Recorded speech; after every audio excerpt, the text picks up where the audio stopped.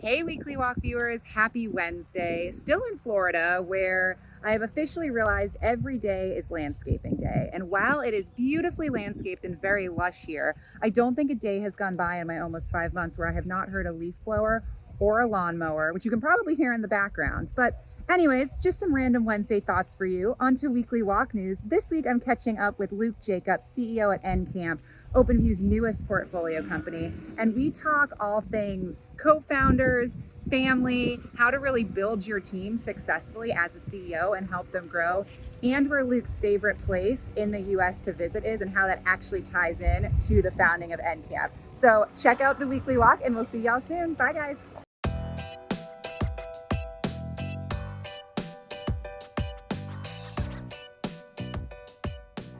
Luke Jacobs, CEO and co-founder at NCamp, our newest portfolio company in the OV family. And you've got your OV swag on.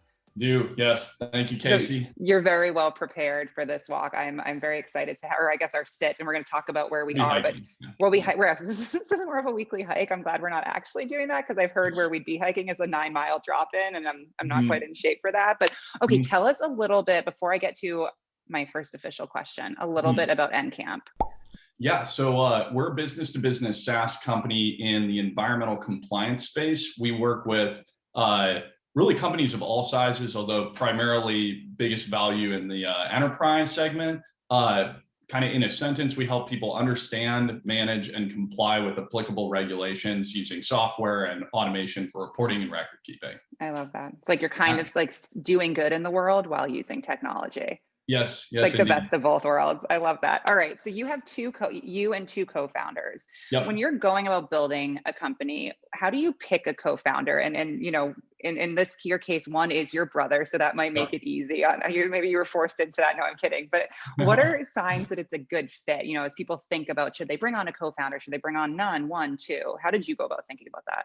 Yeah, for sure. So I think probably the most important thing in my experience, at least, and you know, it's limited. This is my first company, but something I knew that was going to be really critical is the ability to spend a lot of time with each other and actually not get bored, not get tired of talking to one another, not give up on each other.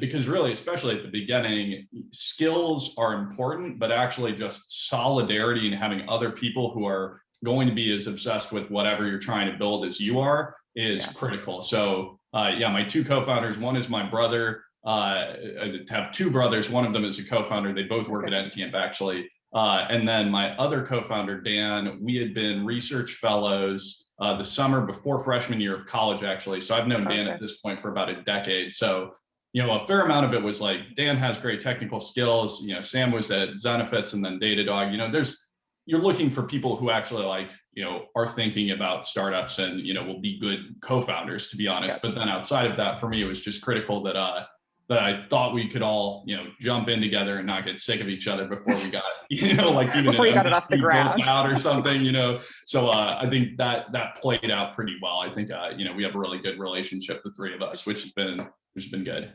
That's awesome. Well, we won't get into like why your other brother is not a co-founder. We'll save that for another week. Well, so I mean, he was at Netflix. He was frankly just making too much money for us to afford him. And like, complete truth. We were like, hey, Ben, you want to do it? And he's like, here's how much money I make at Netflix. We're like, okay, that's like a funding round. We'll talk to you later. We'll get back to you in a few more funding rounds. Yeah. Off the ground. Yeah, that's awesome. Not going to happen at day one. You guys can talk at family parties. Yeah. Wow. Yeah, so it was not a lot of recruiting budget. So part of it is like getting two people who are crazy enough to do it with you as well. My pitch to them was like, here's my grand vision, the company, it'll work in all these ways. I had a lot of experience in the space. And I was like, we will pay ourselves $800 a month to month. We'll see how this goes. Let's do it. And they were to it. So we dove in, but yeah, couldn't pay the Netflix salaries to get started. That's okay. Hey, it sounds like that's how the Atlassian co-founders started as well, paying themselves like $400 a month, and look where they are. So I think you're onto something here. I've got high hopes. So, all right, as a CEO, how do you help your team grow to the next level? And I know, you've brought on some advisors for some of your team members, but how do you think about growth for your team? Yeah. I think it's a really good question. I think the CEO, it's one of the most important things to be aware of, because really once you get even a little bit of momentum, you will not be able to do it all yourself. So really getting good people and helping them up level is the way to up level yourself as well. Two of the things that I've really done, and you've actually helped with this, we were talking about this before, making sure that especially anyone at NCamp who is leading other people, getting them access to great mentors, I think is really critical. And it's something that as a CEO, I think it's easy to forget that for most people at companies, they do not have the amount of people who will advise them as a CEO does, especially once you start working with good VCs.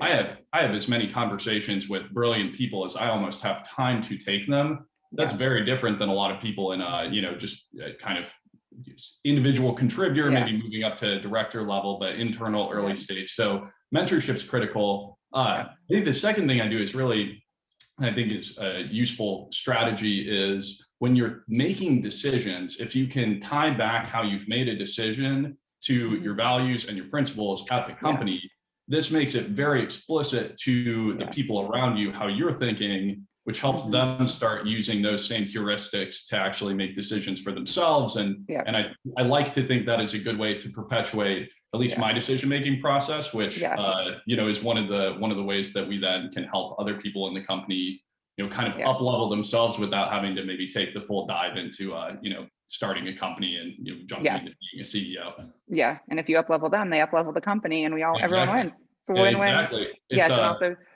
shameless pitch for me and introducing you to great advisors. No, I'm kidding. Great mentors. No, for sure. Several really good people that you've helped connect us with, which is awesome. It's important though to get to talk to people who have done it before you've done it and have had success. So, all right. Obviously, at NCamp, you guys have a big focus on the environment. And Earth Day, you had launched a fundraiser about getting more trees planted for reforestation. So all of that has me thinking about the outdoors. We're hanging out in, a part of the Grand Canyon. So talk to me about your favorite outdoor spot. If you had to pick one. So I will pick one. It's hard. There are many, many beautiful places, but the particular one behind us that's near and dear to my heart is called Havasupai, which is an offshoot of the Grand Canyon in northern Arizona. This is actually where my brother, co-founder Sam, and I went on a backpacking trip with some other people, really just kind of, roughing it, backpacking, sleeping in hammocks is awesome. When we decided to actually start NCamp. So we took it like a vacation, and then basically spent the entire trip hiking around, swimming through these, riverine systems, going under waterfalls. It's an amazing place, and basically talking each other's ear off about how we were going to build. At the time, we were like Zenefits for environmental reporting, or is it like Gusto? We were really into these analogs. We're like, it's like an HR SaaS platform, but environmental data. And that's kind of a nice mix where it was some of the most beautiful natural settings I've really ever been in. I've been to a handful of national parks, not like everyone by any means, but seen some pretty nice places. And Havasupai is an amazing, shockingly beautiful place, actually, especially because it comes out of the desert. And it does not, it's like an oasis in a canyon. So you don't see it, and you're hiking for, hours. It is a 9-mile drop in, and you go down about a mile from the rim to kind of the third rim down. There's kind of multiple levels. And then you are met by this, insane turquoise waterfall pool, and these rivers stretch out. I mean, it's really, it's pretty nifty. So it looks Havasupai in Arizona. It's my plug. If you can get there, go. You won't regret it. Get to the Grand Canyon and then get down. And again, seems like the other brother still wasn't on the trip. So I feel like we've got some dynamics to work on. The other brother missed out. We're giving him a shout out here on the weekly walk. Make him feel the NCamp love here. Jacob's Brimley love. So awesome, Luke. Thank you for weekly walking with me, weekly hiking. We will put it out public. We've decided our in-person one's going to be stand-up paddleboarding. So weekly walk viewers, keep an eye out for that, and we'll see y'all soon. Bye, guys. Cool. Thanks, Casey.